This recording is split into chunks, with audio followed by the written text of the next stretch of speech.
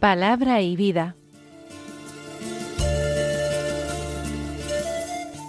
Con el padre Manuel Horta, desde Sevilla.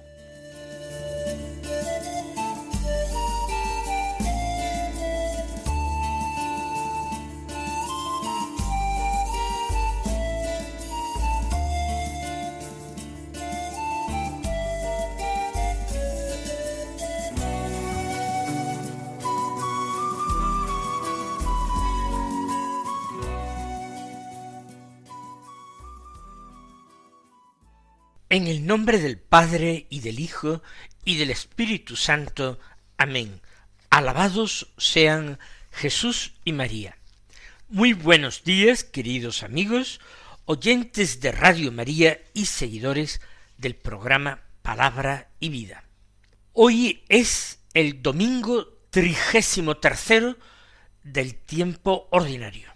El próximo será ya la solemnidad de nuestro Señor Jesucristo, Rey del Universo, última semana del tiempo ordinario, y el siguiente, dentro de 14 días, será ya el primer domingo del Adviento, de un nuevo ciclo de lecturas dominicales, será el ciclo A de lecturas dominicales. Pero vamos a centrarnos en el domingo de hoy.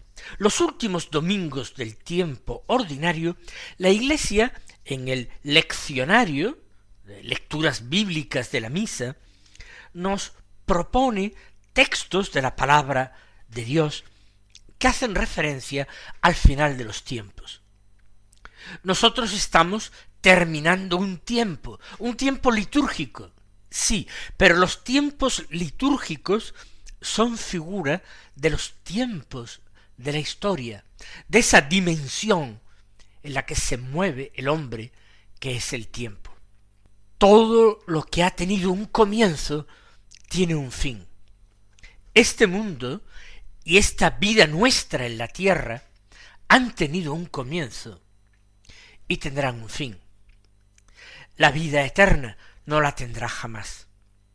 Dios no ha tenido comienzo, Él tampoco tendrá fin. Nosotros nos unimos a Él, quedamos incluidos en Él, insertados de alguna manera a través del misterio pascual de Cristo en el misterio de la eternidad, y ahí viviremos para siempre la vida eterna que la palabra de Dios nos prometa. Pero ya les advierto que el tema de las lecturas, particularmente del Evangelio, y casi siempre la primera lectura está en relación con el Evangelio, forma parte del llamado discurso apocalíptico de Jesús. Por tanto, en San Lucas, en el capítulo 21, vamos a escuchar los versículos 5 al 19, que dicen así: En aquel tiempo, como algunos hablaban del templo, de lo bellamente adornado que estaba con piedra de calidad y exvotos, Jesús les dijo: Esto que contempláis, llegarán días en que no quedará piedra sobre piedra, que no sea destruida. Ellos le preguntaron: Maestro, ¿cuándo va a ser eso? ¿Y cuál será la señal de que todo eso está para suceder? Él dijo: Mirad que nadie os engañe, porque muchos vendrán en mi nombre diciendo: Yo soy, o bien, está llegando el tiempo. No vayáis tras ellos. Cuando oigáis noticias de guerras y de revoluciones, no tengáis pánico, porque es necesario que eso ocurra primero, pero el fin no será enseguida. Entonces les decía: se alzará pueblo contra pueblo y reino contra reino. Habrá grandes terremotos y en diversos países hambres y pestes. Habrá también fenómenos espantosos y grandes signos en el cielo. Pero antes de todo eso, os echarán mano, os perseguirán, entregándoos a las sinagogas y a las cárceles, y haciéndoos comparecer ante reyes y gobernadores por causa de mi nombre. Esto os servirá de ocasión para dar testimonio. Por ello, meteos bien en la cabeza, que no tenéis que preparar vuestra defensa, porque yo os daré palabras y sabiduría a las que no podrá hacer frente ni contradecir ningún adversario vuestro. Y hasta vuestros padres y parientes y hermanos y amigos os entregarán y matarán a algunos de vosotros, y todos os odiarán a causa de mi nombre, pero ni un cabello de vuestra cabeza perecerá. Con vuestra perseverancia salvaréis vuestras almas. Un texto que en su momento los discípulos quizás no pudieron comprender en toda su hondura. ¿De qué estaba hablando el Señor? Porque el comienzo de esta enseñanza es una observación que le hacen algunos a Jesús. El Señor ya ha llegado a Jerusalén. Estamos en los primeros días de la Semana Santa, de la última semana de la vida de Jesús. Están cerca del templo, están contemplándolo, y es de una belleza extraordinaria. Ha sido Herodes el Grande, que no era judío de raza, sino idumeo, el que, poco antes del nacimiento del Señor, para congraciarse con los judíos y terminar de ser aceptado por ellos como rey, les ha reconstruido el templo, ese templo construido con materiales de mucha menos calidad que había sido el segundo templo que había sucedido al de Salomón, que había sido destruido en un incendio por Nabucodonosor. Sí, se había reconstruido a la vuelta del destierro, pero nada que ver con la antigua y primera magnificencia. Ahora Herodes el Grande lo ha reconstruido. Se le sigue llamando el segundo templo, el primero siempre es el de Salomón, pero realmente es el tercer templo que existe. Estaba hecho con piedra de calidad. En sus muros exteriores, de ellos pendían exvotos. Sabemos, por testimonios contemporáneos, que había escudos de oro adornando los muros. Quizás al atardecer el sol se reflejaba en ellos y el espectáculo era extraordinario.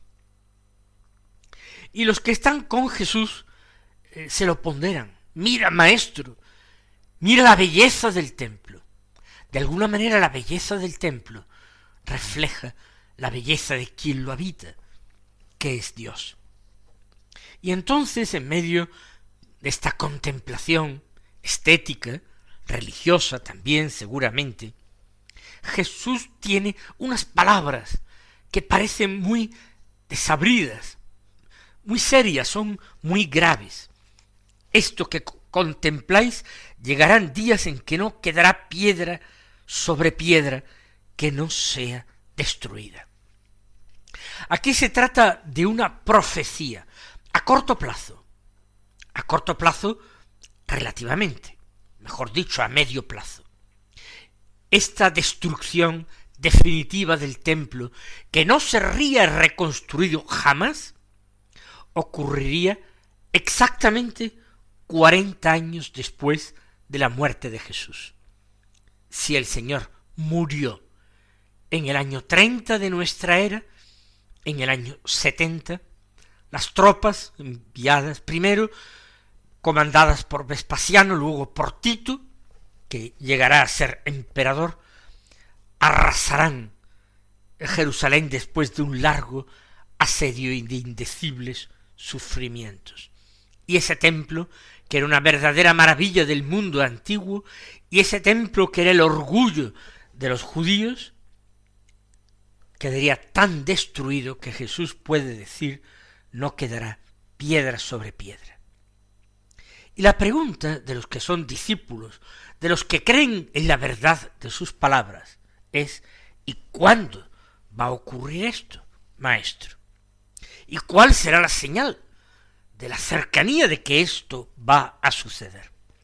Y el Señor va mezclando a veces en su enseñanza acontecimientos que van a ser próximos, relativos a la destrucción de Jerusalén y de su templo, con acontecimientos que se refieren a la destrucción de algo más grande y que habrá sido más duradero que el templo, al fin de los tiempos, al fin del mundo, al momento del juicio último, del juicio final.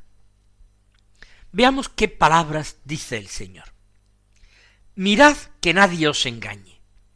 Es decir, van a haber muchas personas, muchas corrientes, muchos grupos, muchas sectas que van a jugar con este tema de una manera dramática para sacar provecho, pero van a mentir, porque esto ellos no lo saben.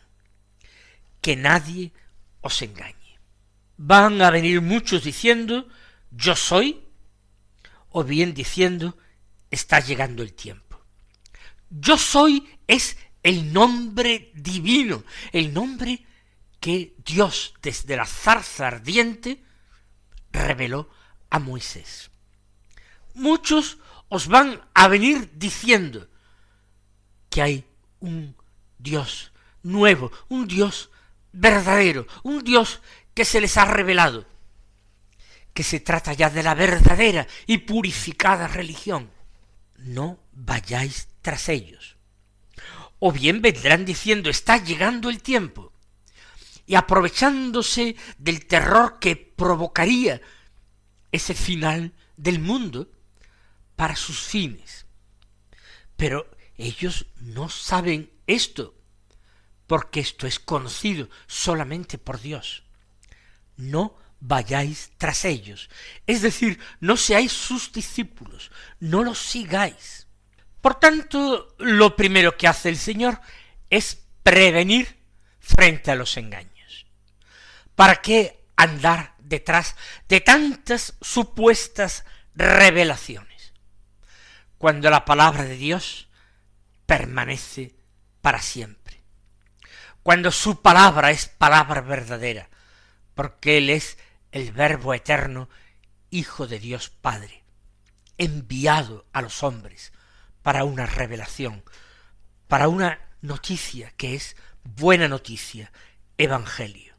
No lo sigáis. Continúa el Señor. Cuando oigáis noticias de guerras y de revoluciones, no tengáis pánico, porque es necesario que eso ocurra primero, pero el fin no será enseguida. Es decir, antes de Jesús y después de Jesús, en el tiempo y en el espacio de este mundo, en esas coordenadas en que transcurre nuestra existencia, van a existir guerras, alzamientos, enfrentamientos de pueblos contra pueblos. No los hemos conocido, no los conocemos actualmente. Habrá grandes terremotos, tampoco los hemos conocido.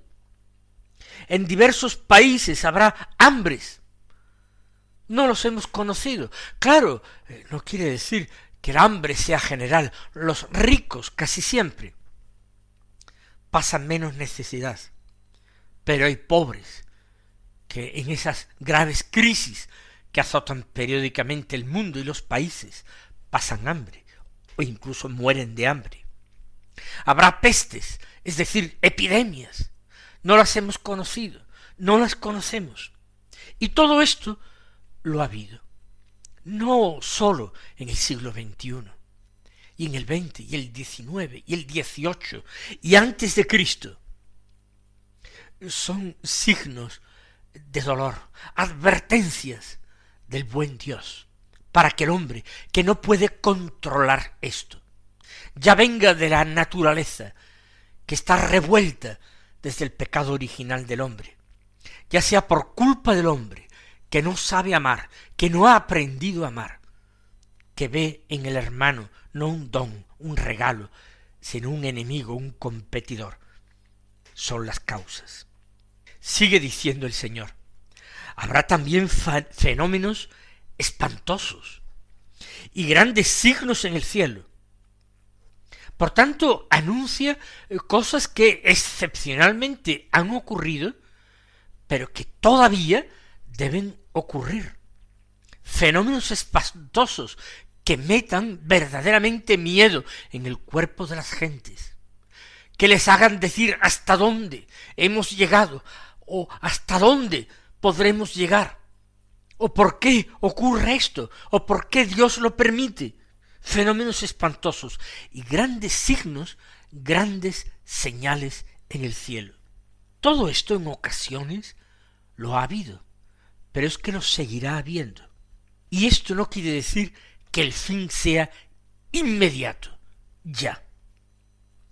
¿Por qué?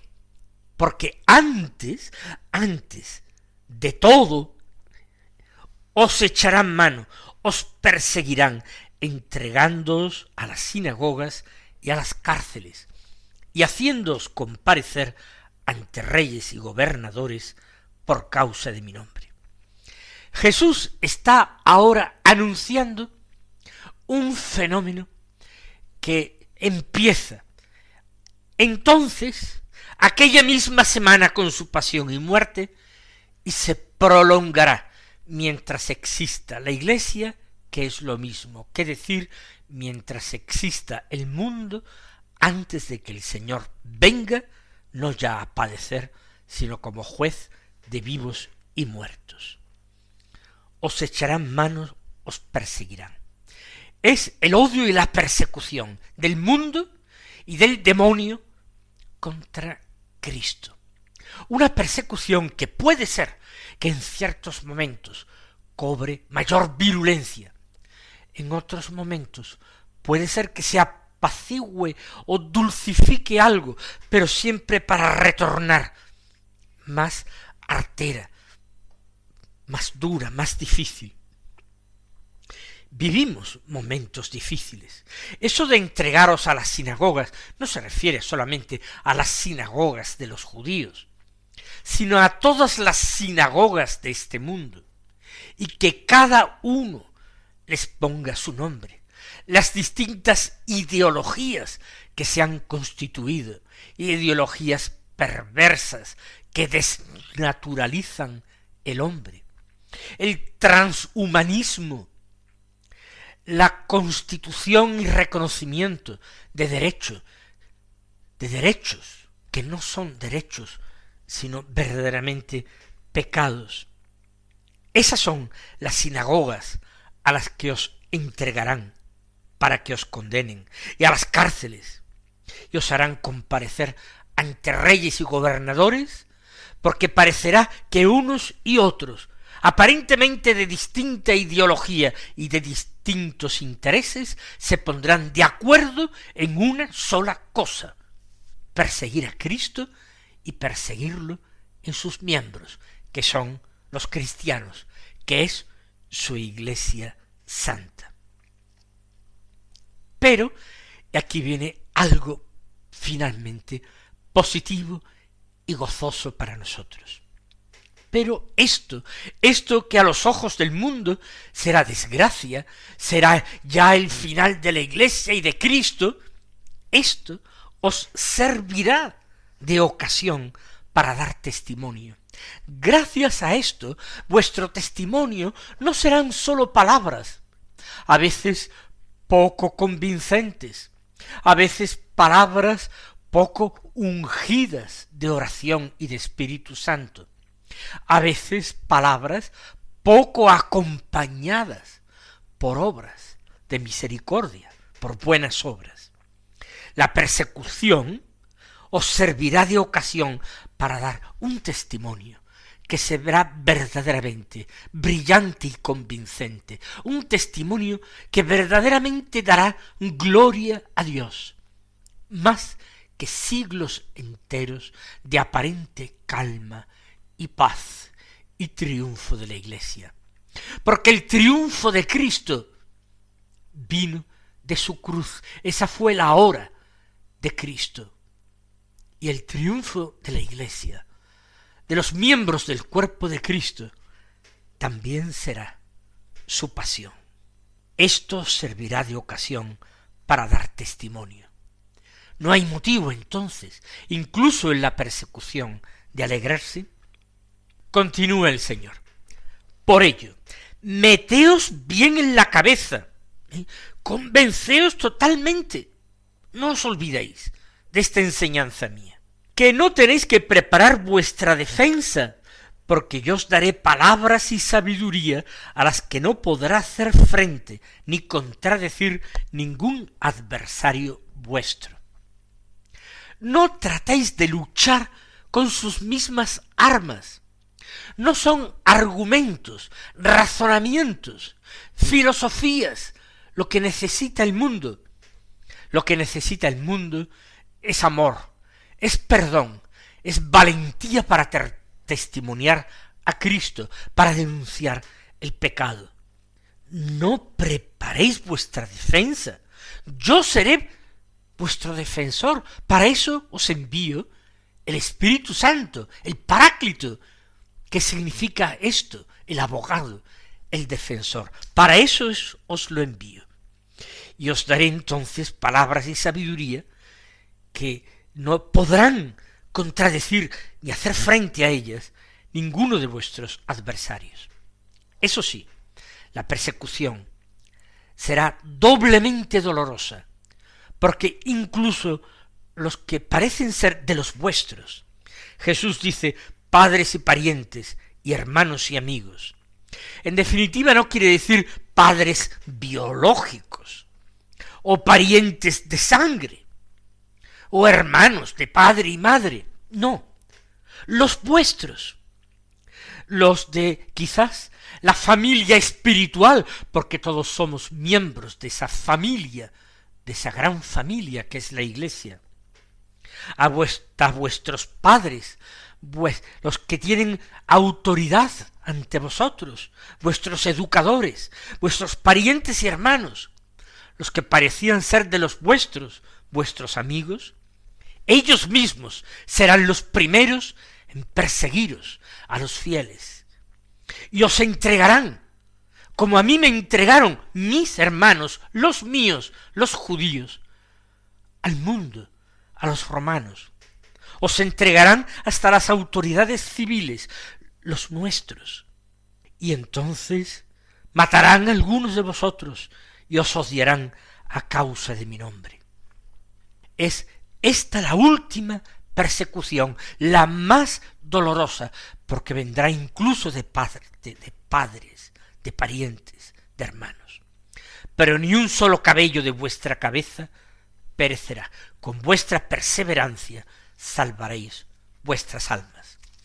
Que nuestra oración nos sirva, nos ayude definitivamente a perseverar en esa fe, en esa esperanza, en esa caridad, en esa oración que nos está pidiendo Jesucristo nuestro Señor.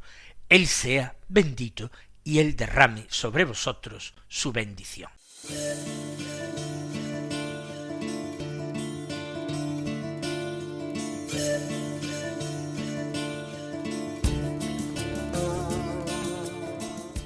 Han escuchado en Radio María Palabra y Vida, un programa que dirige el Padre Manuel Horta.